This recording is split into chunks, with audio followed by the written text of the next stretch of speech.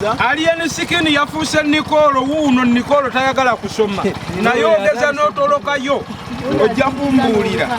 I am wishing you the good blessing for the God. May the God blessing you so much, all the children.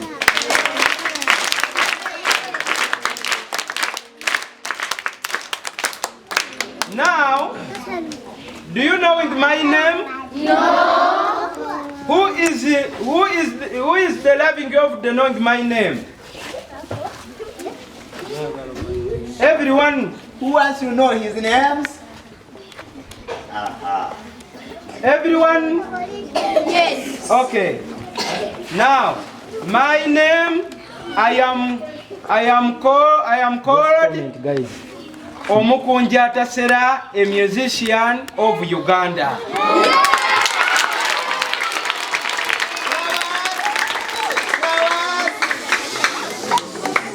Do you love music? Yes. Can I sing for you? Yes. Okay. Are you going for the clapping of the hand? Yes. Now, let me first be singing for you when you are not the clapping, yeah? Yes. All right. Wanda kao mama wange no genda. Hey! The Bible is already high. Wait. You want to for the clapping? Yes. Okay, you clap very slowly, eh? Very slowly. Okay. Wanda kao mama wange no genda. But the beats are not for the following. Okay, now stopping the clapping. Don't clap. Let me for the singing for you. All right. Do you have the mothers at home? Yes. Now for me, I don't have a mother. Why? My mother, he died. Sorry for you. Okay, let me for the singing for you this song, so that you also love your mothers very much, because there are some children who don't have it there. Now, this is for the time we are going for the living. You going back for your writing. We are going to tour your new building, your new calendar that the school is managing is tugenda kulambulako kalina gye bali okubazimbira era ffe tubaleke musome nga bwe tulambulako ku kalina yammwe tumale tuddeyo.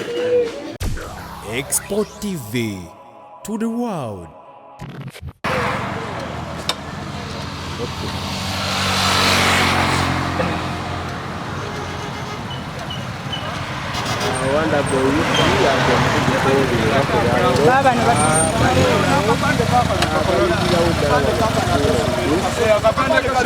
Ayosome mbera ya dunia ngekaye yabasoma balina kakinda balabo balinga ffe abamusonde potoke namba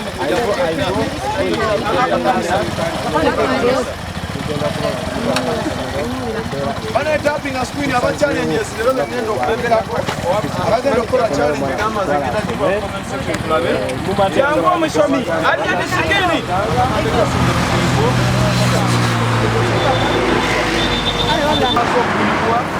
omukulu wuyo agenda ku ssomero ali anisikini tayagala kusoma tumutwala lwampaka. yes aba challenges neyanziza Ali anisikini yafuuse Nikolo wuuno Nikolo tayagala kusoma naye ogeza n'otolokayo ojja kumbuulira. ya akapande kasomero mbayita Aivo onasoma? Aivo onasoma? Osomerera kufuuka ki?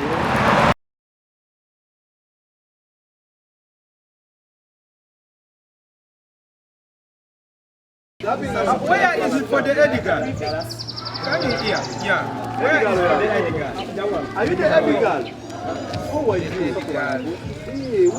Where is it for the edible?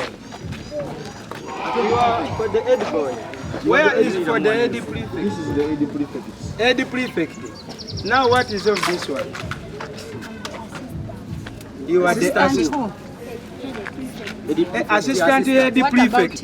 Very smart. The tomorrow of now, the tomorrow's Nambozi.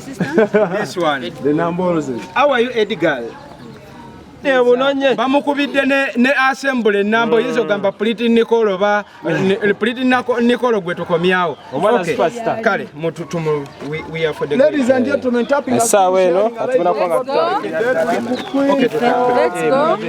Primary school isangibwa mu kibuga Nakifuma abawadde omukulu basa ndozoola abamunonye nakoseno omukuzanya n'okuzanya amashiba mpubirako gyoli esanyu limuka bamukubidde ne assembly namba tapping us queen bale ku YouTube akayimba ka mama Jogali tapping us queen akayimba ka mama Jogali tapping us queen tugenda ku assembly okuva mu assembly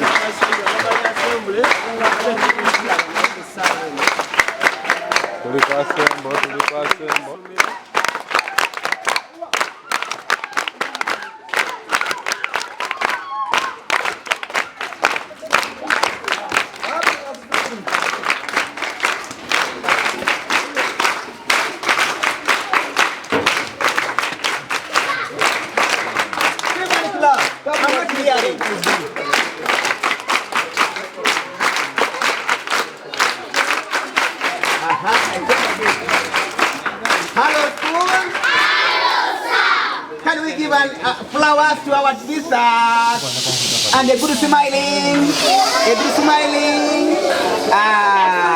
You first extend it. So extend it behind a bit. Slightly. Enough. Then give some spaces, okay? Don't squeeze yourself. Get the space. Okay?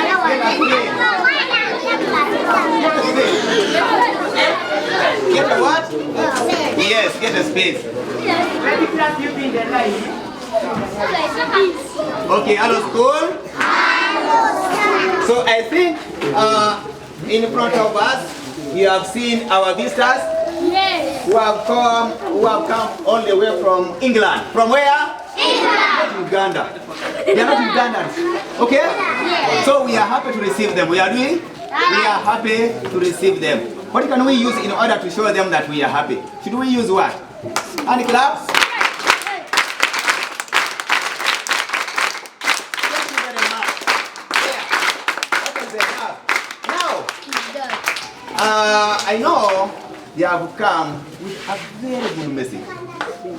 Not only one message, but with good messages. Are we together? Yes. So now we are going to offer them, to grant them a moment, and we listen to them. Then they tell us what is there in their country. I think that they are not from Uganda.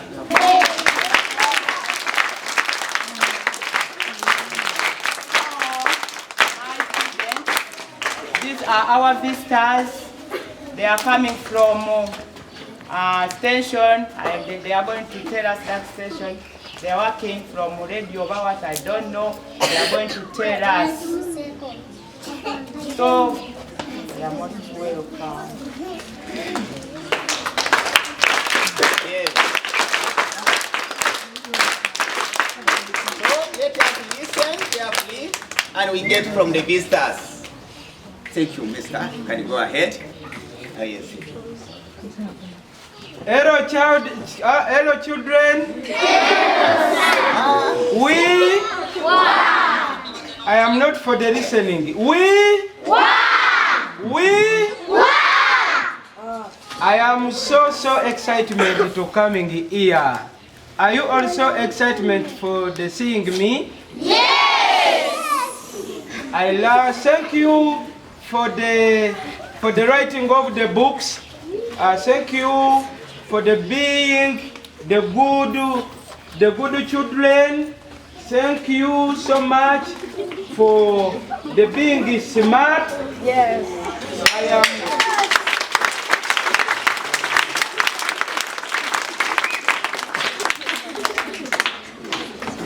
I am wishing you the good blessing for the God. May the God blessing you so much, all the children.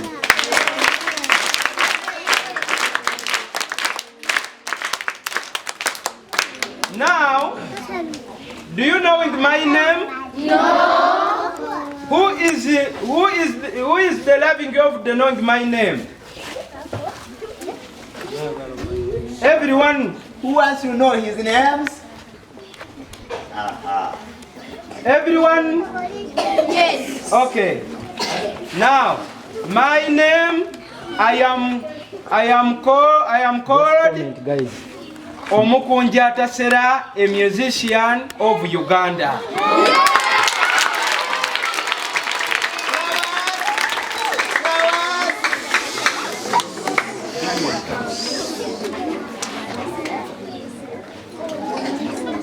So, can you tell me the name of the school?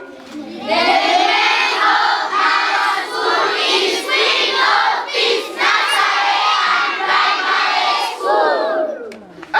Clapping for yourself.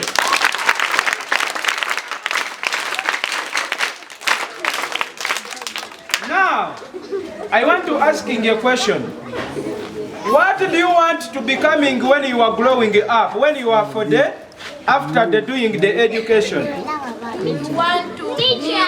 By putting up the hand. Now, you the girl. What do you want to becoming? You want to becoming a nurse. What is the working of the nurse? What? What is the working of the nurse? To treat sick people. Come, I giving you a gift. You are a good child.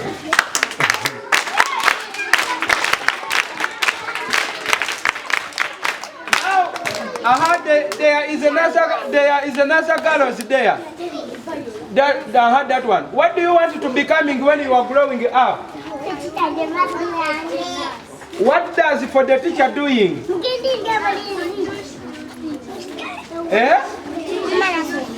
Come, I giving you for the gift.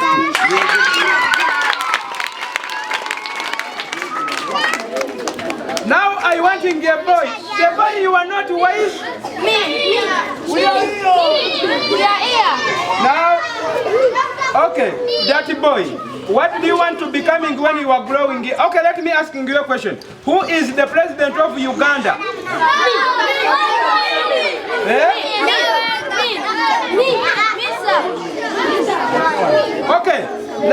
Okay, another question is, Yes. who is the president of the Uganda Federation Musician Association?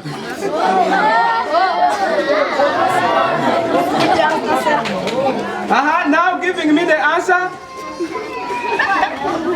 Giving me the answer.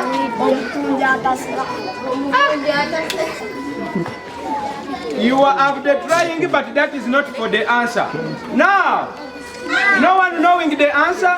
Yes. Can I? Do you love music? Yes. Can I singing for you? Yes. Okay. Are you going for the clapping of the hand? Yes. Now, let me first singing for you when you are not the clapping, yeah? Yes. All right. Wanda kao mama wange no kenda. Hey! The Bible is already high. Wait. You want for the clapping? Yes. Okay, you clap very slowly, eh? Very slowly. Okay. Wanda kao mama wange no kenda. But the beat are not for the following. Okay, now stopping the clapping. Don't clap. Let me for the singing for you. All right. Do you have the mothers at home? Yes. Now for me, I don't having a mother. Why? My mother, he died. Sorry for you. Okay, let me for the singing for you this song, so that you also love your mothers very much, because there are some children who don't having their Mother. Do we have any children here who is not having the mother? Show me the hand when your mother is died. Which one died the mother? He's Where here. are you? He's here. Evelyn, where is Evelyn? Edri. Coming here. Edwin, your mother is dying. Look at it. Be odding. Your mother is dying. Sorry. Now, because his mother is dying, I am going to give her some little money so that because she does not think having a mother to give her food. Is it okay? Yes. So I am giving her. It's okay. What I want to telling you, however much the mother is dying, you are going to be very, very fine. Even me, the mother is dying, but you are seeing me, I am eldest, not so? Yes. So we can still be, we can still having the life, even if the mother is dying. Is that fine? Yes. So when the mother is dying, don't cry so much, don't losing it off. Just know the God is taking your mother so that the mother is preparing for you good food. The day you also going there, you find the mother. Are you getting for the point? Yes. Okay. Let us sing for you this song. Listen very carefully. Wandeka mama wange no genda ngachali. Don't clapping. Is it okay? Okay. Wandeka mama wange no genda ngachali baby. Nenja nkunonya nkukolere mukuchejo nganda bamala logoka. Nenja nkula bwentyo kunsi siyomba nansi. Kale buli alina mama musituke tudigide tubyekole. Kulwa omukwano gwa mama aye talinga bali. Mama takyuka yo yabeerawo munaku tomwegana bambi. Alisigala mama kagwa keketonye. Kwagala nnyo mama balibo bakyuka naye gwe tokyuka. Omusana kagwa kenkuba ketonye mama takyuka. Emikwano gitumatira mu masanyu ebizibu ebijja bakyuka. Naye mama takyuka. Alisigala mama. Hey, ayinza okubanga mwavu neggomesi yandibanga alinemu. Alisigala mama kagwa keketonye tali kulya mulukwe. Ayinza okubanga bambi. Akayimba kabanyumidde? Yes. The name of the song is calling Mama. It is calling Wandekao Mama. Wandekao Mama. Okay, so let me taking this opportunity to introducing to you, another student you are going to living with her. Coming here. Can you welcoming a new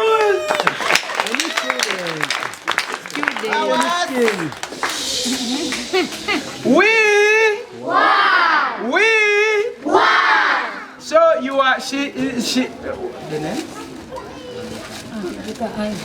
Ategeka Ivan. This new student, she is called Ategeka Ivan. She is calling who? Ategeka Ivan. You are going to be studying with her here. Is that fine? Yes.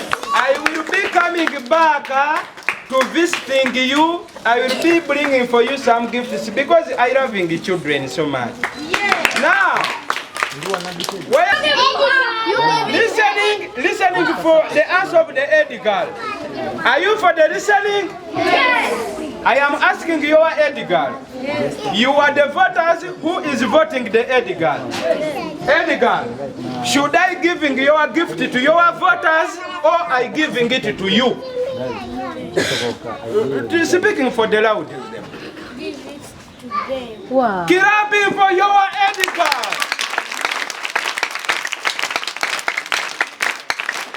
Now, this one is going to be a very good leader in the future because I have not for the seeing every leaders when you vote the leader they want to eating everything, but your Edgar he has deciding to be angry but to giving you this money.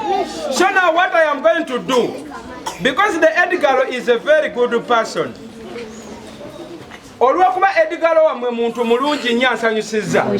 Mwe ngenda kuba wazire 15,000 mugenda gulamu ekyokulya ku kantiini Edgar ye muwe emitwalo 2.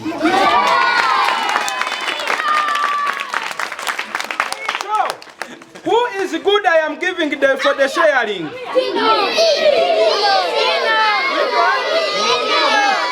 Who?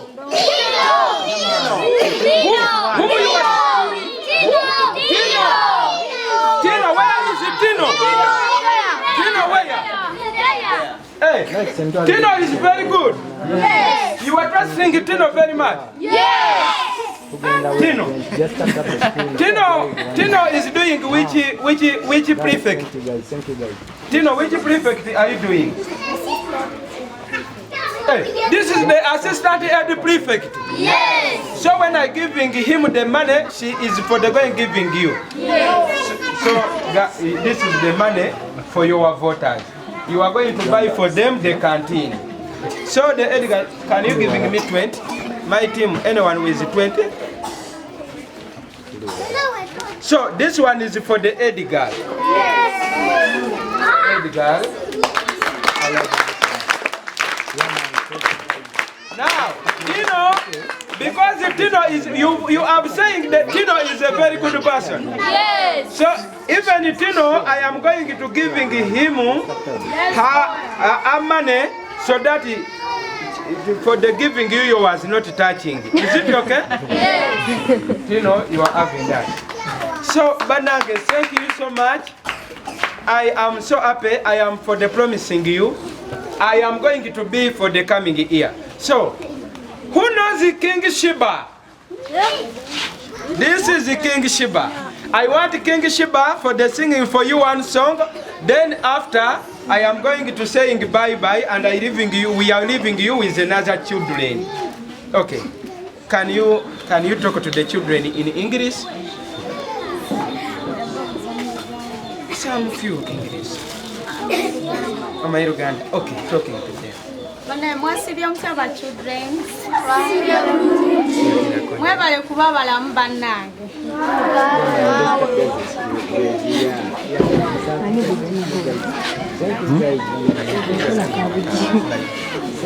Amayimbireyo kayimba ka Mukama.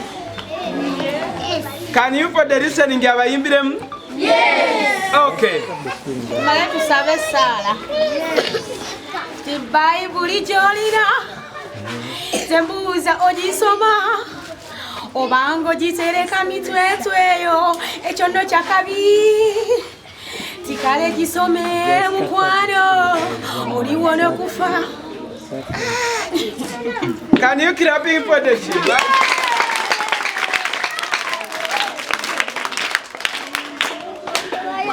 Okay, we shall even coming back and we are singing many songs with you. Is it okay? Yes. So this is our mother. So our mother is also going for the talking to you in English just for the 1 minute. Mami abana babuze ko Oluzungu. Now babuze mu Uganda. Okay, babuze kabaso. Abatoba children musibye mutya mwebale okusoma mwebalire ddala ebitabo ese eyagala abasomye Mukama abawa omukisa asobozesa okusoma obulungi. Okay. Hey, King Shiba agambye agenda basabirayo kusala. So, can we for the closing of the eye and we are the praying? Tafari mugulu ebyasiibwe obwakabaka obudde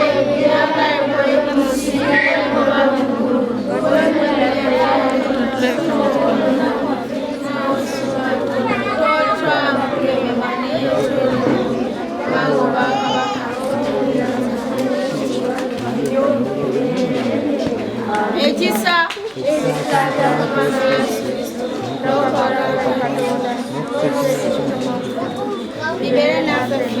Ayi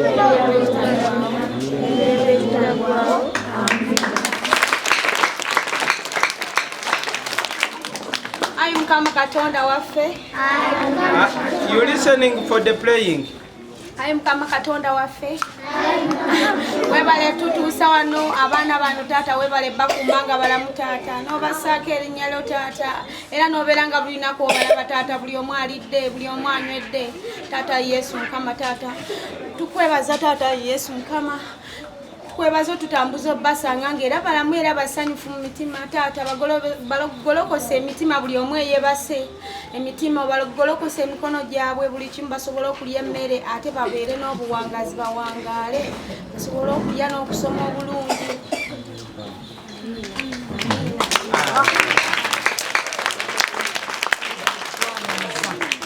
So now this is for the time we are going for the living. You going back for your writing. We are going to tour your new building, your new calendar that the school is managing is tugenda kulambulako kalina gye bali okubazimbira era ffe tubaleke musome nga bwe tulambulako ku kalina yammwe tumale tuddeyo.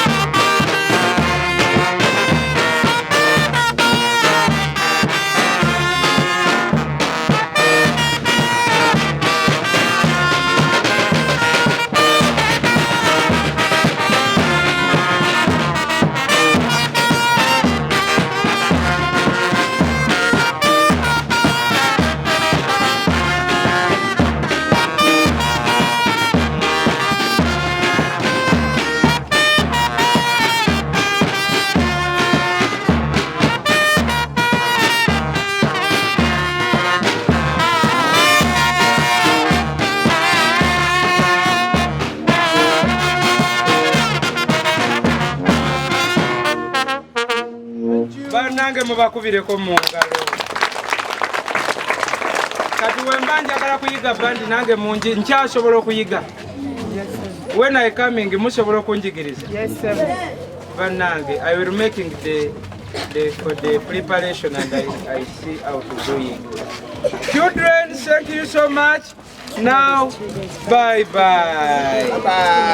Allowing me to for the going ngendeko ku kalina ya mwe baliyo bazimbira bajindaze wano. Kale mwe mugenda kweyagala mugenda na kusomera mu kalina.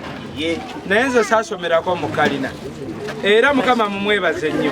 So mbagaliza okusoma okulungi olunaku lwonna lwenkomawo wano bandi eno gye ntandika nayo ababandi mundiyo mu mmanjaayo era we mutuula we mutudde musobola olyayo ku mabanja agatali ga bbeeyi nnyo.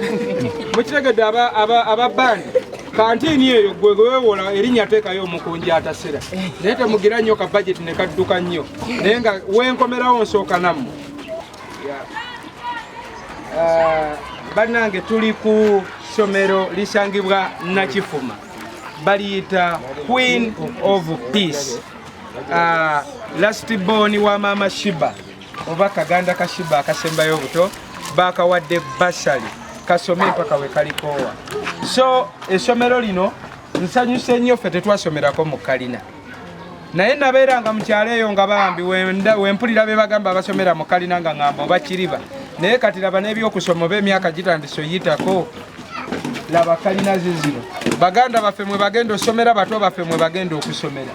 Bannange akwagala oba olina okumwagala mbasaba ennamba z'essimu ze twabawadde muzikozese yogerako n'omukulu w'essomero. Ebisale byabwe si bikaalamufu neewuunyiza nnyo amasomero agasinga kwendaba bawandiika ebisale by'olina okuleeta ng'omwana atandika okusoma nga bisinga ne sukulu fi nga bingi nnyo nga bikutunzira n'ekibanja kyokka wano batuwandiikidde ebintu bye tuva okugula tetumazeewo na mitwalo 2 naye ng'ate omwana asigadde mu kisulo.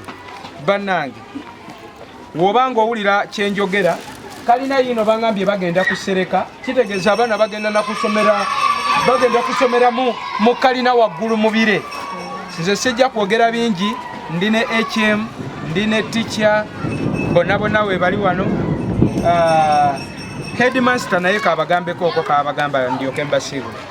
Mukulu Mukunja tusanyusa nnyo okukulaba ne gurupu yo yonna tubadde nga tukulabanga ku TV nga tukulaba live naye katuli basanyufu. Webale tuwa omwana era tubasaba mwongere tuwa abaana. This is the Queen of Peace. You feel at home. Tusaba Mukama abalese abatambuze emirembe. Amanya agange nze Namutebi Rebecca HM of Queen of Peace Atera nsomesa nursery section. Tusaba mutwongera abaana. Nina ne deputy wange Mr. Okero Peter ye deputy wange Stoko Dos asomesa P5. Tutandika okuva ku nursery paka ku P5 tugenda mpola then omwaka ogujja tugenda kubeera ne P6 ne P7 egenda kubeerawo kuba twongeddeko ebizimbe kalina yaffe yiyo mugiraba. Buli mwaka oguyita nga mwongera abaana tebagenda walala bagenda basigala bagenda mu maaso. So tusaba jangu naawe waneeno deputy bane deputy omulungi wuuno naye deputy naye yankubanga kibooko nga nsoma bannange yankubiranga oluzungu mpaka we naluyiga. Deputy kayogereko gye muli. Asante nnyo abagenyi baffe ekulembeddwa mwami Mukunja. Ndi musanyufu nnyo wadde si lulimi lwange naye kangezeeko kulumenyamenyamu kakatono. Amanya geego bampita Okero Peter Muteso naye nga n'abazanyo essomero lino terisosola amawanga era mbakubiriza nti tuli wano tulimu abateeso mulimu abadaama mulimu abanyankole mulimu so buli ggwanga lyonna tulyaniriza. So eri abazadde n'eri abagenyi baffe abamu amugezeeko nnyo okulabika nti mututuukirira kubanga kati mulaba essomero liri wano naye tusobola okubeera n'essomero nga timuli baana. Kale twetagisa mube nga mutukola ki mututuukirira mujye tugatte ebirowoozo tuzimbe essomero y'omuzadde abasomesa n'abaana lyeri essomero. Kale Mukunja nga booze twagala omulundi ogujja ojje n'emmotoka oba baasi namba mukama abawenye omukisanga muddayo. Essomero liva ku class kina. Tulina essomero okuva mu nursery tulina ebibiina bisatu. Tulina baby class, middle class and primary and top class. Katukuvaawo ne tweyongera kuva mu P1, P2, P3, P4 and P5. Ebyo ebibiina bye tulina mu primary. Ekizimbe kino kapito wali oba twandikubye ku mulanga abantu abasobola okutukwasizaako. Tusaba tukuba omulanga oyinza okuba yasobola okutuyamba, tusaba atuyambe tusobole okumaliza kalina yaffe eyo, then omwaka ogujja tubere nga tugitandikiramu gisomesezaamu. Ayisewo lumu enamba ddemu agiise ebisingakaawo okuba oli ayinza kubatuukirira atya baba yagala okuyamba. Eri 0 7 0 7 0 7 9 3 8 0 8. Giddemu katini 0 7 0 1 79 38 08. Atoli baba yagala butuusa tulage direction entambula omuntu tugeza ava Kampala tugerezaawo kwazi majority bayiza okubeera atambula bwati otuuka oba ovudde Kampala otuuka nakyo olinnya emmotoka ezigenda nakifuma Kayunga n'oviiramu oba bayitawo ekifo bwe bakita Nankulabye